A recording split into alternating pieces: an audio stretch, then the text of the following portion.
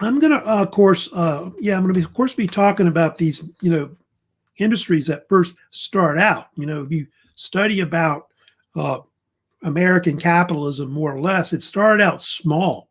Most businesses, prior to like the rise of these big corporations, were mostly controlled by individuals or people, like families. And a lot of them were like, not like business today that we have. They're more like mom and pop operations, like running a store or something like that. That's the kind of business they had before that were, of course, a long time ago. But then what you're going to see happen is that eventually these businesses are going to get taken over. It's kind of like Amazon. Amazon, is practically taking over everything, just about, seems like it, or probably will eventually take over everything. I guess stores are next. I think if you want to buy something, it's pretty much on Amazon, if you think about it. But it's leading to, of course, the rise of big business, the so-called corporations and, large size companies that eventually emerged by the 1870s, 1880s. And of course, a lot of these people that create them are called different names. A lot of people call them capitalists, captains of industry, is another name. They call them American entrepreneurs.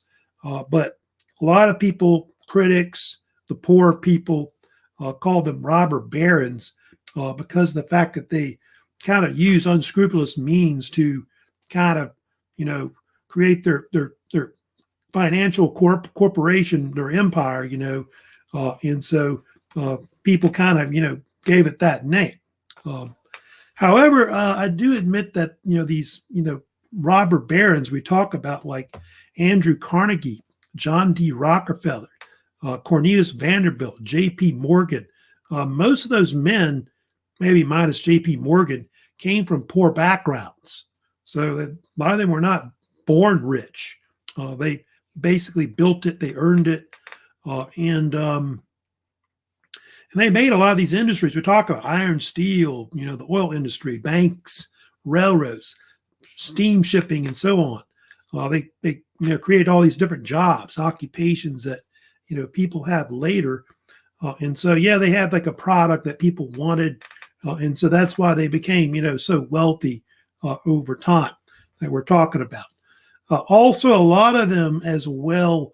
One thing that's interesting about, if you know much about the robber barons and all those capitalists, they gave a lot of their money away, a lot of it.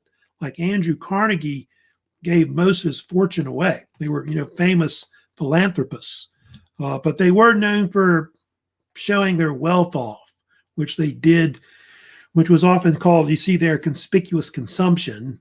And so they often built like wealthy mansions, like the Vanderbilts were known for like the breakers in Rhode Island. You may have heard of the famous Biltmore, famous mansion in Asheville, North Carolina. So they were known for showing their wealth off overall. Now, let me go ahead and talk about some of the different industries that were kind of around that they had overall. I'll expand that for you. And there was one area that I did usually talk about, which is kind of interesting. They do think that one of the early areas in big business that came about was the food industry. You already had like the railroads starting to be developed, at the time, textiles and things like that in the country. But believe it or not, food was an area which was very important. And you know why? Because of the Civil War. They had to have a means to, feed all the troops that were fighting in the Civil War, which were, several million, I guess, during the war. And so that was one area that industrialized, where they had to mass produce, food products for everybody as a whole. Now, I do have examples of some of these individuals that were involved in this.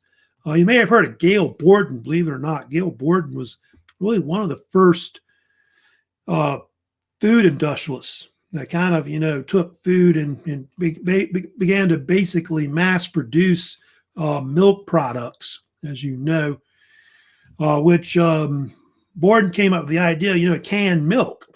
Yeah, canned milk. which, milk was a popular product that people wanted, like troops in the Civil War. And so he came up with the idea of condensed milk as an example. And eventually led to the Borden Dairy Company, although that's not the original name it was. Borden was from New York, but he originally developed it in Texas, about this. And so he was one of the first to come up with that product, the so-called Eagle brand you see right there on the right. Borden's known for other products too, like milk and so on, like just plain old milk and other kind of milk products as well. Evaporated milk, etc. So, yeah, and people don't think about that, but that's one area that really was one of the first, the food industry to actually industrialize milk. You also may have heard of J Heinz. You may have heard of him, and of course he's known for ketchup, right? Ketchup. And J Heinz, was one of the first to mass produce, canned vegetables. They started canning, vegetables, fruits, things like that. And then over time, as he came up with the idea of condiments like ketchup. And, tomato ketchup was his biggest thing, he came up with today. And so I guess without Heinz, you wouldn't have ketchup with your French fries or whatever. So he's pretty important, based in Pittsburgh, Pennsylvania. And so, yeah, you start seeing those kinds of industries also coming about as well. Of course, one of the most popular industries that came about was the so-called meat packing industry, which everybody's heard about. Meat packing. And there were really two men that kind of helped start the whole meat packing industry. You may have heard of Augustus Swift, was, of course, one of them. And then there was another man, of course, whose name was Philip Armour. So both those two men were the ones that really got it started. The meat packing industry started in the Midwest, like Chicago. You know about it later, is the central area where a lot of the meat packing industries are. Other cities too, like St. Louis and so on. That's where it took off the most. A lot of people wanted meat products, pork, beef, chicken, etc. And so they were instrumental in, of course, getting the food to the American public. Philip Armour is important. Armour was the one that invented what they call the de-assembly line, where they basically took an animal, like an assembly line, and each person took a part of the animal off, as they basically developed it. And Armour, his whole industry was called the House of Armour. And Armour is still around today. They still make a lot of, food products.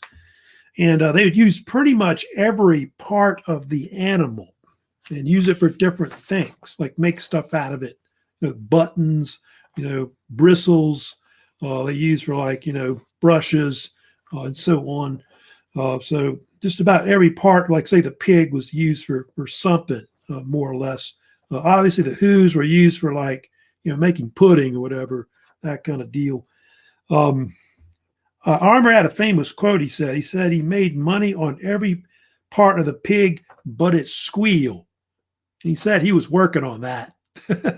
So that's who Armour was. And then Augustus Swift was also one of the actually more wealthier than Armour. When his industry, I think when he died. And he's the one who was developed the first ice-cooled railroad cars, like refrigerator type cars to ship his meat products to market and all that. And so the House of Swift hired a lot of people, up to 15,000 workers to work in his meat packing industries. And here's an example right here. Of course, like Swift himself, the House of Swift, they butchered on average 2 million cattle, 4 million hogs, and 2 million sheep a year. That's a lot that they went through. And his company at his death was worth $250 million. So anyway, so both those industries of Armour and Swift were, like I said, very, made a lot of money off of course, the meat packing industry. But I'll get to it later when we get to the late 19th, early 20th century, when I get to the rise of progressivism. One thing about the meat packing industry that you probably heard about, it lacked regulations. There were a lot of problems with like the meat products, not being. I know there was a complaint. I know in the 1890s about some of the meat being like they call it embalmed beef that Swift sent some of the troops that went to the Spanish-American War. They weren't too happy about that. Some of the food they got. There was also this man named writer named Upton Sinclair wrote a book called The Jungle. You probably heard of that, early 1900s, which kind of uncovered a lot of the unsanitary conditions in the meat packing industry. It led to like the Meat Inspection Act, the FDA, Food and Drug Administration being founded to inspect food and things like that. And that's something that you see later as well. Also on the bottom, you do see the rise of chain stores. That's something that's big that comes in later that you have like Woolworths, Macy's gets started at that time. You also get the mail order catalogs. People want stuff shipped to their house or out in the country. So you got Montgomery Ward, Sears and Roebuck, of course, start doing that also as well. And of course, now I think Sears is now like a brick and mortar store, might be put out by Amazon soon, out of business. Montgomery Ward's trying to make a comeback. I've seen some advertisements for them. They've been kind of not doing well over the years, but I remember when I was a kid, I used to buy a lot of stuff from Montgomery Ward and all that. So anyway, kind of just talking about, there's Philip Armour with the House of Armour, of course. Right there. So they had all kinds of stuff, dressed beef, meat canning, glue manufacturing. They made fertilizer out of it. They made margarine, hairbrushes, buttons. So just about any part of the animal, they used, to make stuff out of or food. Yeah, Kansas City, Omaha, all those areas, of course, was where a lot of the, cattle came from by railroad to Illinois, etc. All right, let me get into, of course, the main types of capitalism, of course, that were big in the, the age of industry in the late 19th century that you have. And those are all the ones that are, of course, the big famous ones that were real big. Andrew Carnegie, John D Rockefeller, Cornelius Vanderbilt, J.P. Morgan. So yeah, everybody's heard of those men. Each were, of course, were instrumental in different industries overall. Carnegie in steel, Rockefeller in oil, Vanderbilt's in steamships and railroads. J.P. Morgan was everywhere, banking, railroads. He created U.S. Steel. So he was like a billionaire pretty much overall. And the first one I guess I want to go ahead and talk about today is we'll talk about Cornelius Vanderbilt. He, of course, is really considered one of the first of the different robber barons or capitalists that would come about in the late 1800s as a whole. As you know, in the video, they talked about the fact that Vanderbilt had a nickname. They called him the Commodore, right? Of course. And Vanderbilt came from a poor background. Like these other men we talked about, lived in New York, and he came up with this idea to develop a shipping industry, which I think was like early on like a ferry industry that was in New York, like basically from, I think, Staten Island to New York City that he had. I think he developed it before the Civil War. And then after the Civil War, he got also into railroads. So his big thing was like the steam shipping industry we're talking about, which is why it was called the Commodore. And then also he got into the railroad industry. He was like one of the first railroad tycoons you hear about in American history. And he went on to build and own the so-called New York Central Railroad, which I'm sure you've heard about that. It's a very famous railroad in America. And he also went on to found, which is very famous, he was very known for his philanthropy, spending a lot of money on a lot of his wealth to help people out. He also founded Vanderbilt University in Tennessee, which I think he spent like about $1 billion, not a billion, I mean, excuse me, $1 million to found Vanderbilt University. That's why it's called the Vanderbilt Commodores, of course, named after him. And I mentioned about how showy they were. Like a lot of the Vanderbilts later, you know, not him, but I think a lot of the later ones will have famous mansions I told you about, like the Breakers in Newport, Biltmore in Asheville. I don't think I've ever been to the Breakers, but I've been to the Biltmore several times, like at least 4 times. I've been there. I really love that place, the Biltmore. You got to go see it one day in Asheville, North Carolina. It's ridiculous, the kind of wealth that they had, these early capitalists and all that. Now, so that was Vanderbilt, of course. He was very famous. Also, they had, of course, another famous early capitalist. You probably, of course, everybody's heard of Andrew Carnegie. He's, of course, real big as well. Carnegie, of course, like the video said, was originally from Scotland. So he's a Scottish American who came to the United States in the earlier part of the 19th century.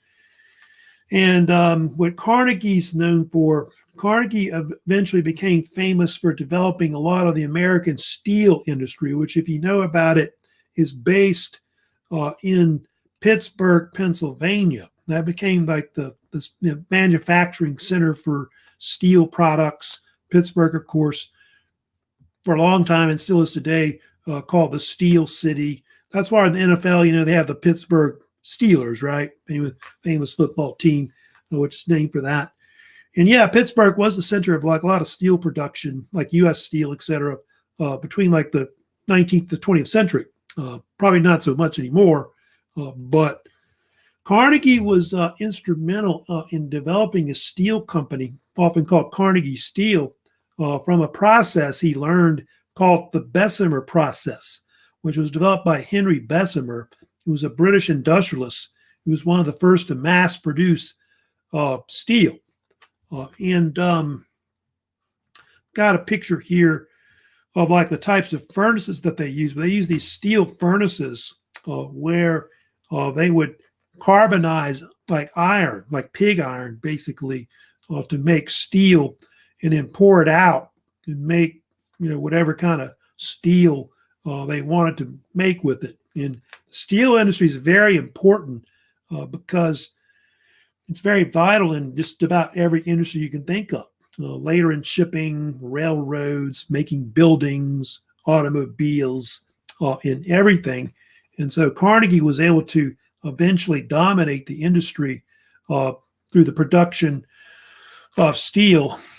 And one thing about his industry, which is very famous about it, he used basically what they call vertical integration, where basically he controlled the whole means of production of steel from like the beginning, like in the mines, to shipping, you know, the iron ore via his own railroads to his own steel mills, and then also the refining and the rolling of it. So he basically controls the whole process of it.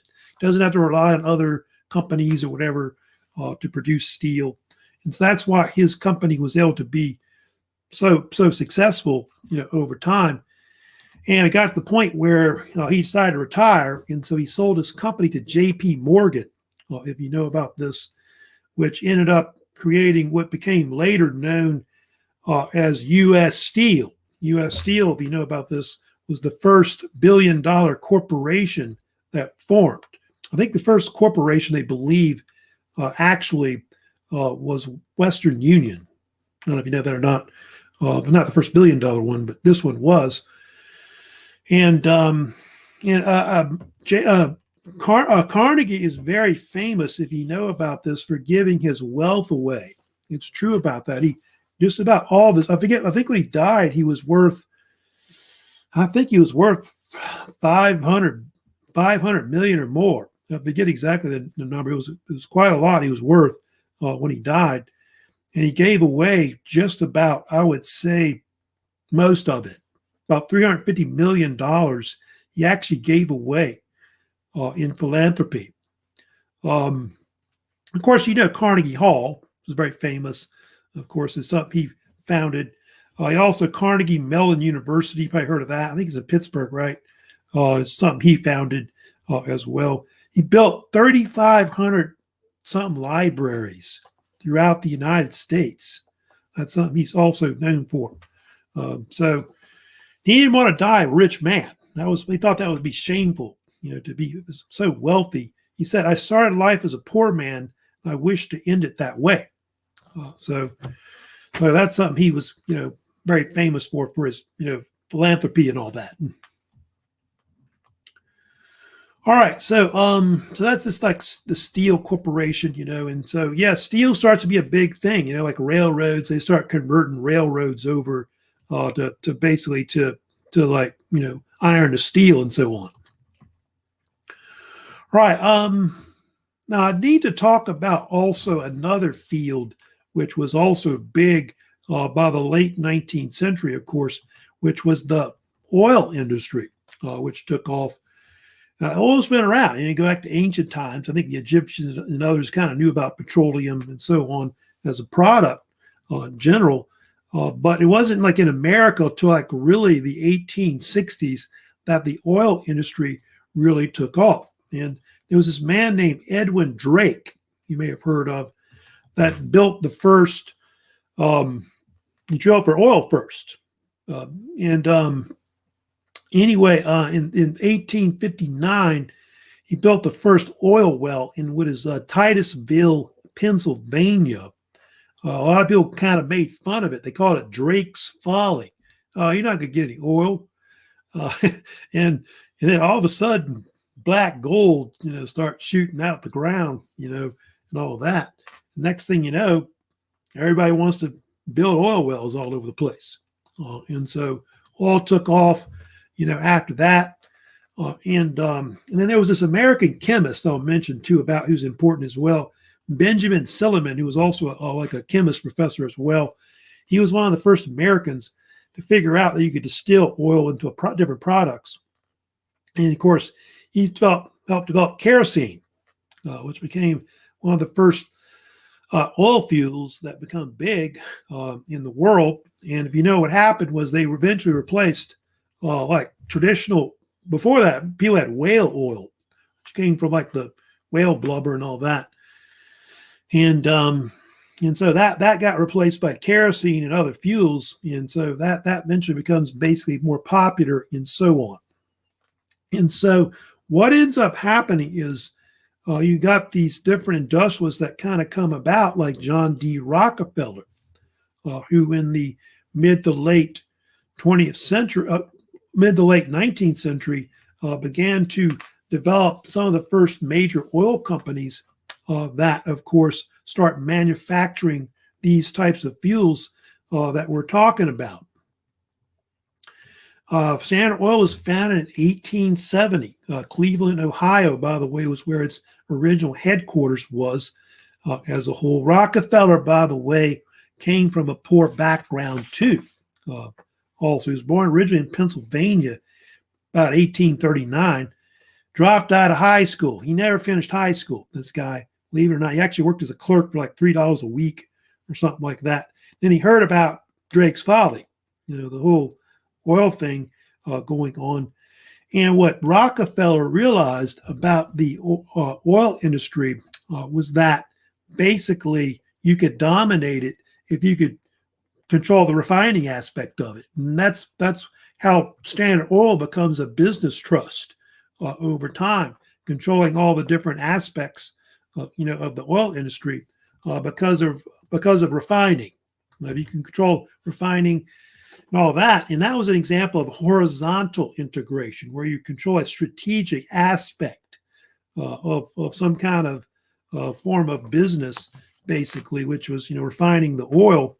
And so because of that, they're able to basically control production, refining, transportation of it, even like the oil barrels that go into it, the railroad cars that ship it and all that. He's able to do all that. You control all that overall. And so it ends up happening, Standard Oil becomes this big octopus. Some people, I think it was Huey P. Long who called it that, the big octopus, basically, and just started controlling all the oil all over the country, buying up all the other refining companies in general. And so over time, Rockefeller builds this huge trust. They do it like pretty much in each state, like New Jersey, Ohio, Pennsylvania. They have pretty much a monopoly in controlling all these different, industries and so on. And but what happened was because of antitrust laws like the Clayton Antitrust Act, they were forced by the Supreme Court to be broken up, if you know about this. And so in 1911, Standard Oil was broken up, of course, into different companies, of course, and pretty much like about 34 of them were eventually formed out of that afterwards, which those are examples: Exxon, Mobil, Shell, Gulf, Chevron, Texaco, you name one. They basically was part of that at one point. That was part of Standard Oil. I think Exxon was originally called ESSO, which stood for Eastern Southern Standard Oil Company or something like that. And Standard Oil was considered one of the first major trusts to develop, in America. There'll be other ones too as well. Like today, like Amazon, is an example of, one of these companies that's kind of a trust. YouTube is too. Facebook, Twitter, they're almost like trusts, monopolies, because there's not too much other competition really with them. Well, they need to be broken up. I don't know, but some people, of course, think that overall. So that's John D. Rockefeller. And by the way, Rockefeller, when he died, he was worth $1 billion, which I think he was the most wealthy man in history so far up to that point, which I think, I forget what his wealth is today, but it's I know the whole wealth of all of his companies and corporations and all that was something like $300-400 billion overall. You compare all the capital and all that. Then there's one more, of course, I'll talk about. So here's a picture, of course, showing a little history of the Standard Oil Company, if you want, right there. Here's a picture showing also the difference between vertical and horizontal integration. So yeah, Rockefeller started out just controlling the refining. And then after that, because it was so strategic, he was then able to control everything else: oil fields, oil storage facilities, barrels, factories, pipelines, railroad tanker cars, etc. All right, then you got J.P. Morgan, or J. Pierpont Morgan, of course, who's also very famous as well. He is very vital too as well. He's primarily known as a American financier and banker, although if you know about Morgan, he was involved in the railroads. He owned a lot of railroads. He owned a lot of steel and electric industries, as well, like U.S. Steel, as an example, and in the banking industry as well. You know about Chase Manhattan Bank, which owns my mortgage. He's the guy basically that owns everything, pretty much. And he was also kind of in the same kind of breath, using monopolies, trusts to control things as well. And some of his companies were broken up too later in the early. I think under President Taft, some of his companies got broken up also as well. So J.P. Morgan was also very well known as well. I think he and his son, he's got another son later named J.P. Morgan. It's kind of confusing because there's more than one they have. And he practically controls pretty much in finances. I think he even bailed out the American government a few times when they were going bankrupt. That's how much wealth he had and so on. All right, let me go ahead and move on too. I want to also talk about during the age of, industry, like in the development of the 19th century. I need to get into and talk about some of the different American inventors that influenced industrialization of the United States, because there's a lot of famous individuals that were important in, developing this country overall. There's one I guess I'll talk about first. I'll kind of go in order, I guess, chronological from the early 1800s, and I'll go up to like close to 1900. I'll talk about first Cyrus McCormick, who you may have heard of right here. McCormick was one of the first to create mechanical type machines that basically harvest crops.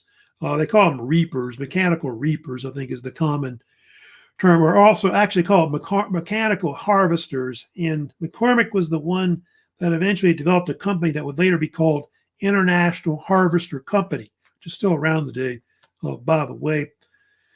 And it's based in Chicago, of course. And they started, developing things drawn by horses, basically. And then over time, they become basically, you get like the engine-powered ones later that they also have. So he was important early on as well in the 1830s.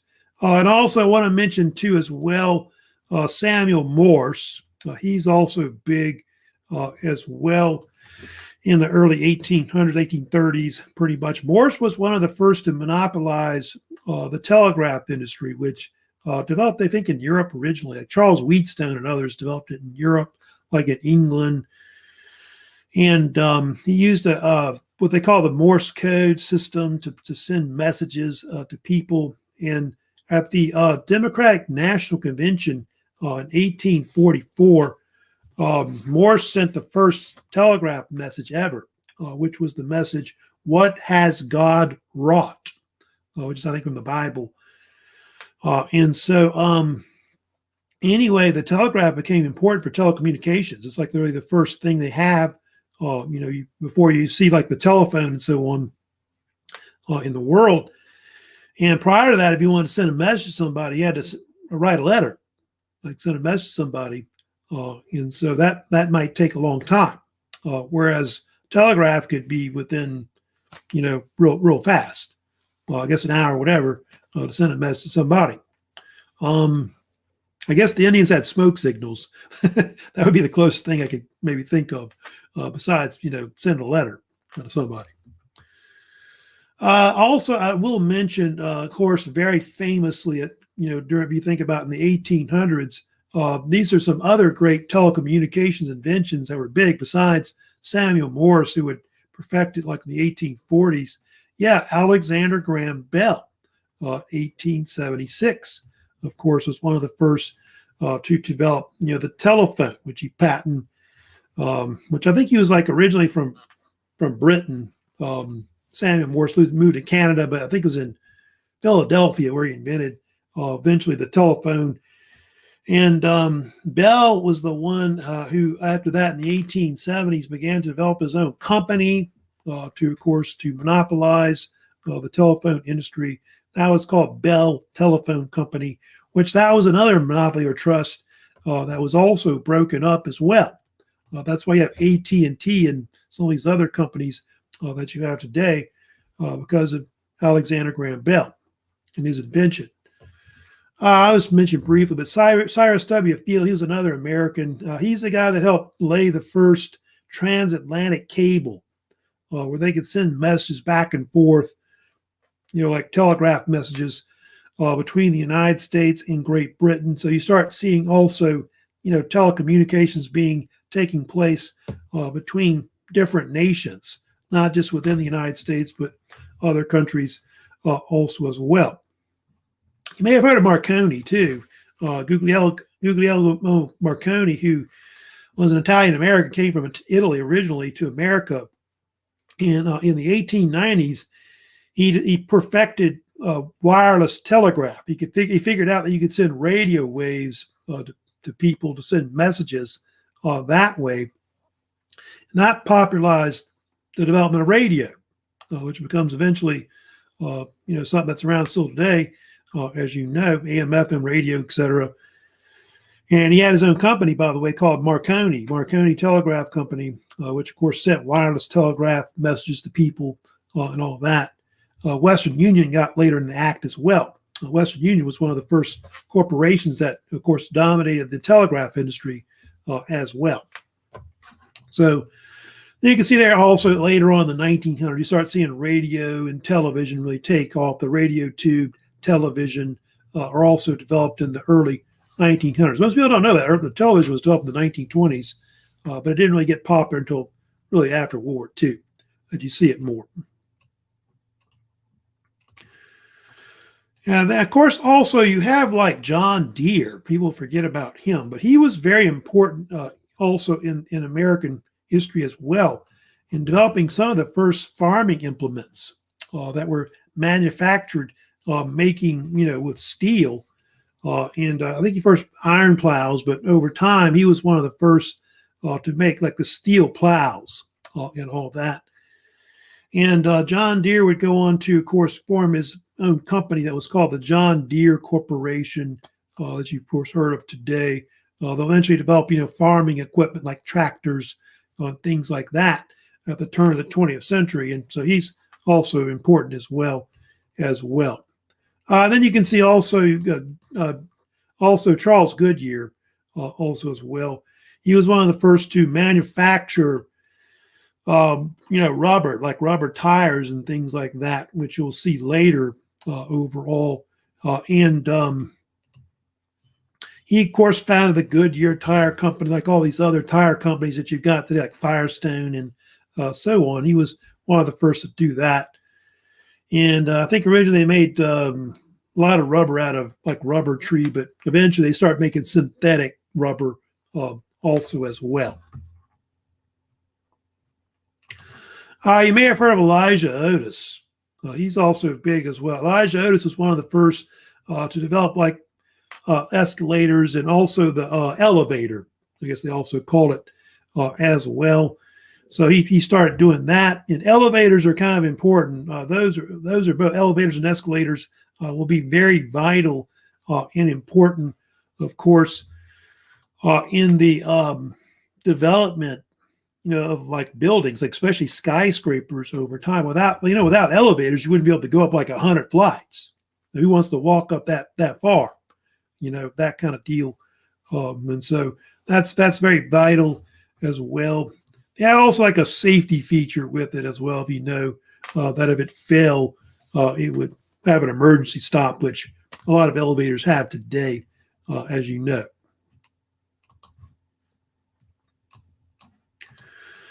John Robley, who I just mentioned there, of course, also was very famous. He built one of the first famous steel wire suspension bridges in the world, which you, of course, heard of, the Brooklyn Bridge, which was built in 1869. It, of course, connected New York City with Brooklyn, New York. And so that was considered to be an engineering feat, for that time. And you start seeing a lot of these bridges later like that being built, all over the world.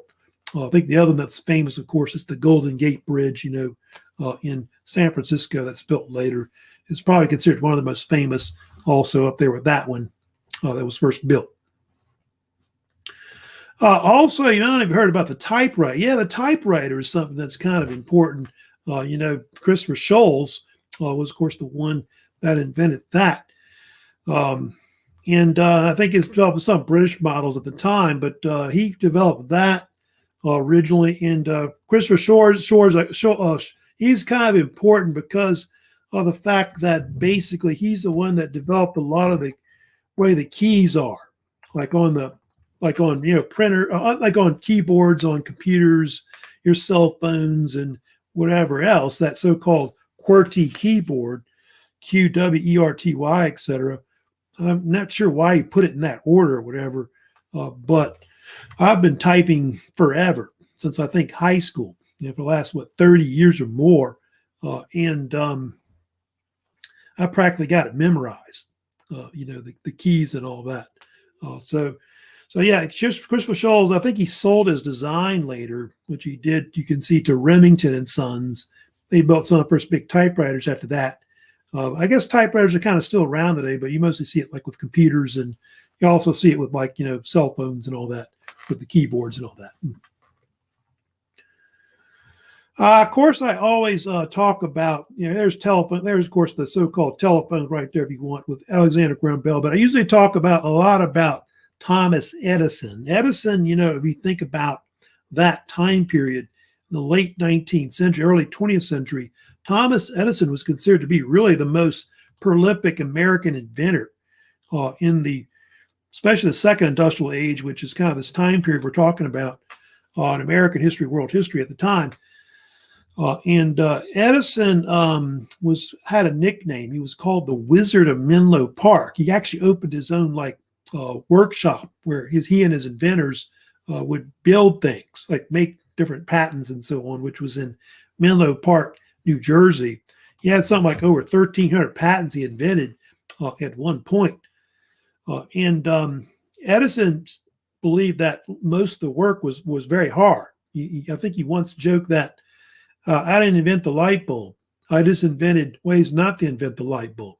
Or he said also, I think when he invented like a type of battery, he said that it was 99% perspiration, 1% inspiration to build it. So there's a lot of work in building a lot of these inventions, more or less. Yeah, that's one right there. The phonograph was considered one of his first inventions that was, very, very famous right there, which could either record or play music, either one. As you know, the first recorded song ever was Mary Had a Little Lamb, which, by the way, he sang, believe it or not.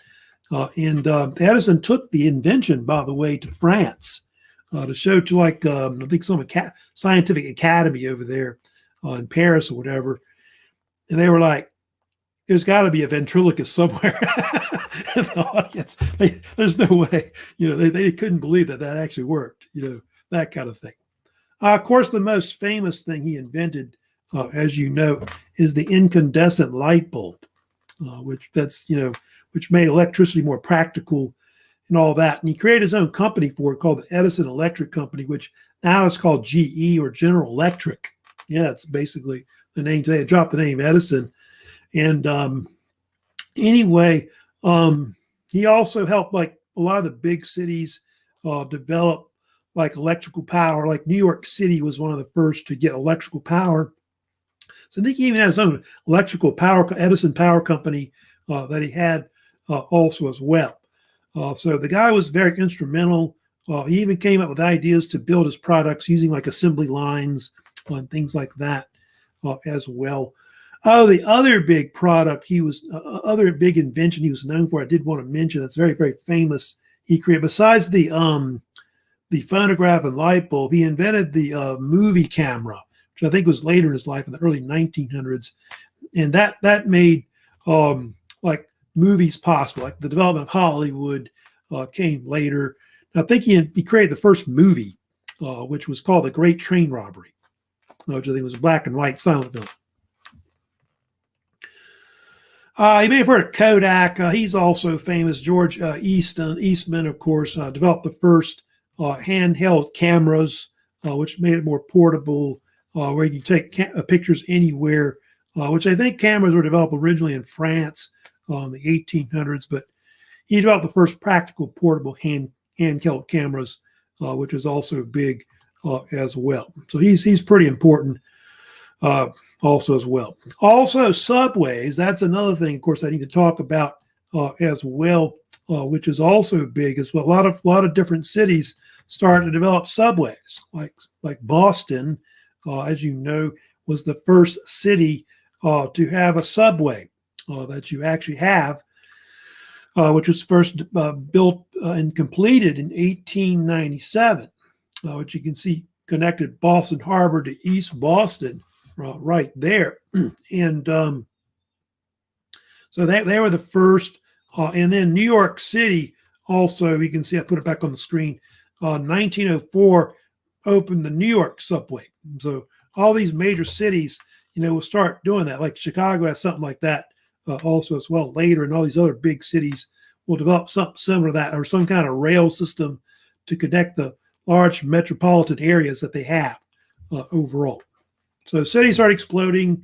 Urbanization is something you start seeing a lot, throughout the late 19th into the early 20th century overall. Usually I mention the Wright brothers. Yeah, they're kind of important later in the early American industries here developing because of the fact that that kind of revolutionized transportation throughout the country. Because before, most people to get around either went by horse carriage or maybe railroad as well. Then you got, of course, airplane and the car, automobile.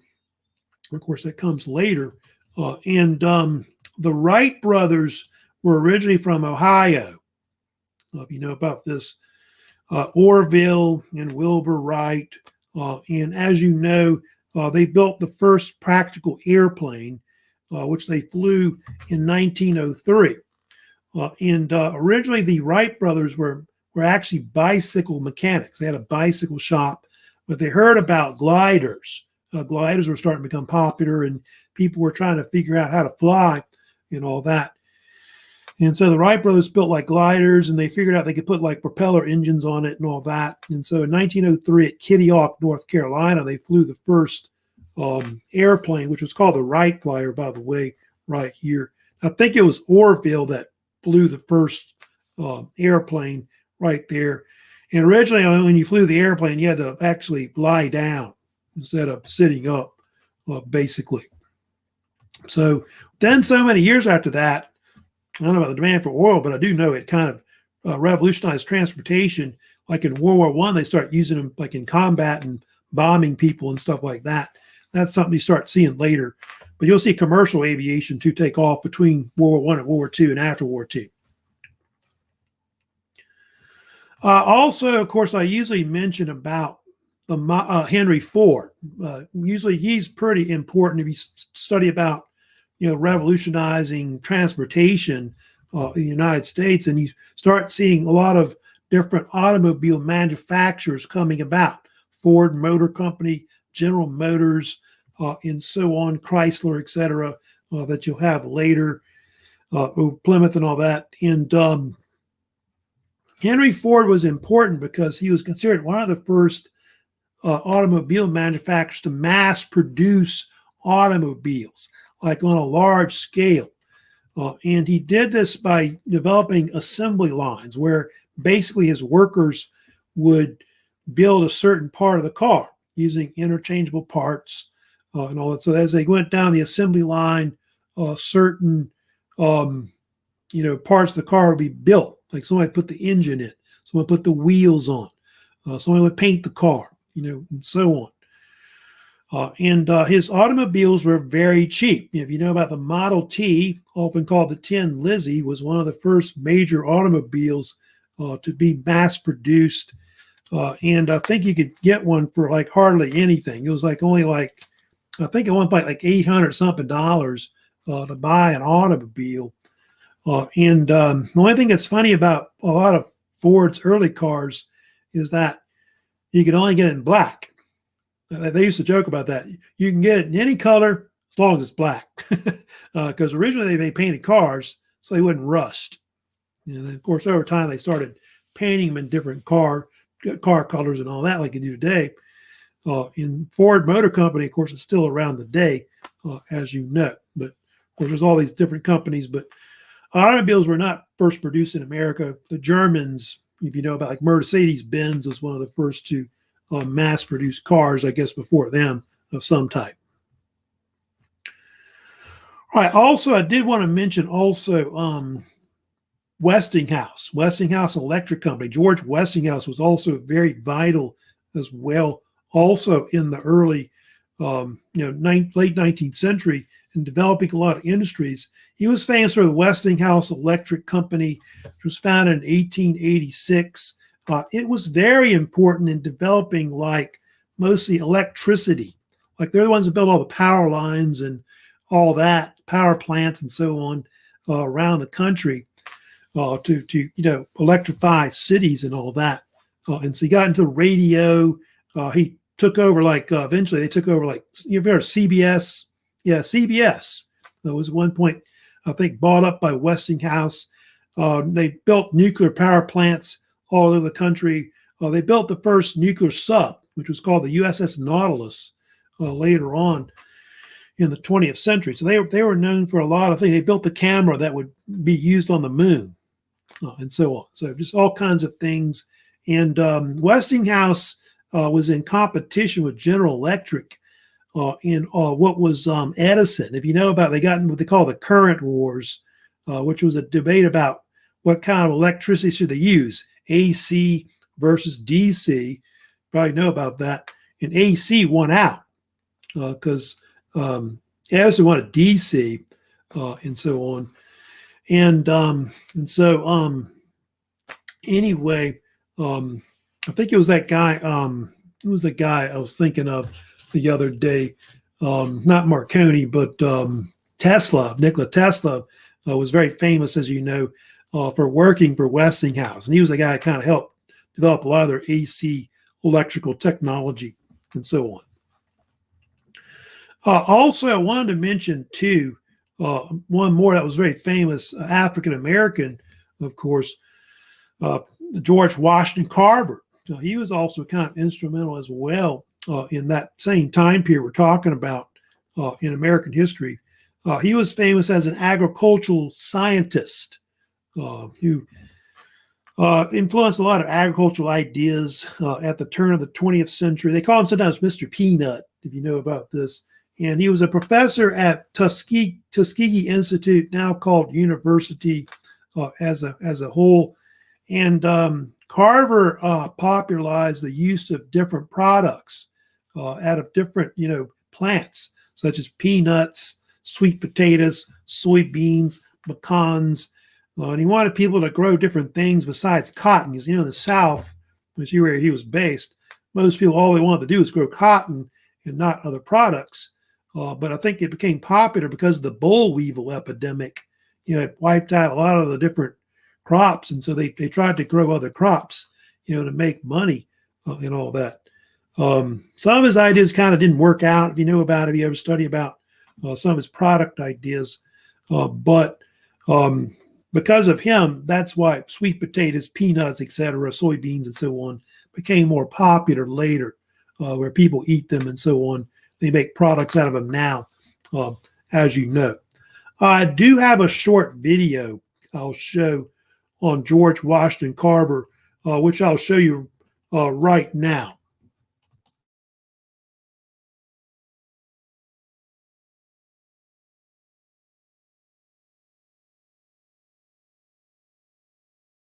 Born the son of American slaves and raised in the humbling conditions of poverty and prejudice, George Washington Carver overcame the barriers of his childhood to achieve world renown as a distinguished scientist, poet, painter, and teacher.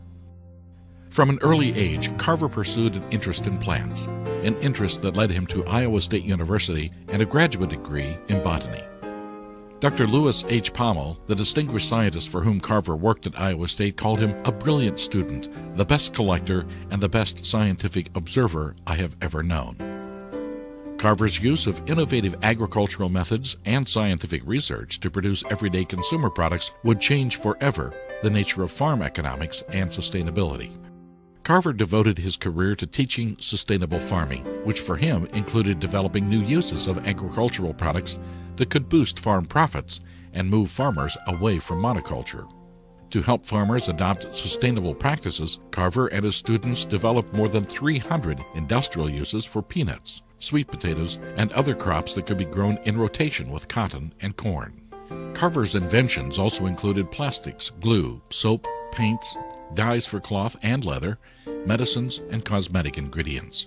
His work inspired leaders of the chemistry movement, whose proponents looked for ways to replace petrochemicals with farm-derived products. Leaders in the chemistry movement, such as Charles Kettering and William J. Hale, proposed that anything made from a hydrocarbon could be made from a carbohydrate. If Carver were alive today, he would marvel at the new tools of modern biotechnology, tools that are helping achieve a brighter and more sustainable future. He would also see that his dreams are being realized by a new generation of scientists, farmers, business leaders, and innovators. Today, Bio is proud to inaugurate the first annual George Washington Carver Award for Innovation in Industrial Biotechnology. Well, short little video there, of course, on George Washington Carver. Anyway, that's pretty much it for my lecture, of course, on this period of the age of industry. of course, in big business. Of course, I will be coming back later to kind of talk about this period off and on, as we transgress up into the 20th century overall. But later, of course, in the week on Thursday, I'll be, of course, moving on to talk about the rise of the labor movement in America. I'll get into that. I'll talk about the farmers movement as well. And then also the rise of populism, which became real big by the 1880s, 1890s overall. And so that's what I'm going to talk about later on that. And so before I go, I did want to remind you a few things, of course, about assignments. You still got, of course, assignments due, like I said, later in the week. That reconstruction quiz, of course, you need to work on that. And that video quiz I gave you, of course, on Custer's Last Stand. So that's something you need to get wrapped up on. So I'm going to try to get another quiz to you later in the week on Thursday, which will probably be on the Gilded Age, like politics, corruption, and probably the Old West, likely. A few questions on that as well. That might be the last quiz I'll have probably until we have our exam, which I hope to have our first exam coming up soon after, maybe part of next week. So that's it for today. Hope y'all have a good rest of the week. And of course, I will see you later on Thursday for another lecture, of course, for our American history. So y'all take care and have a great week.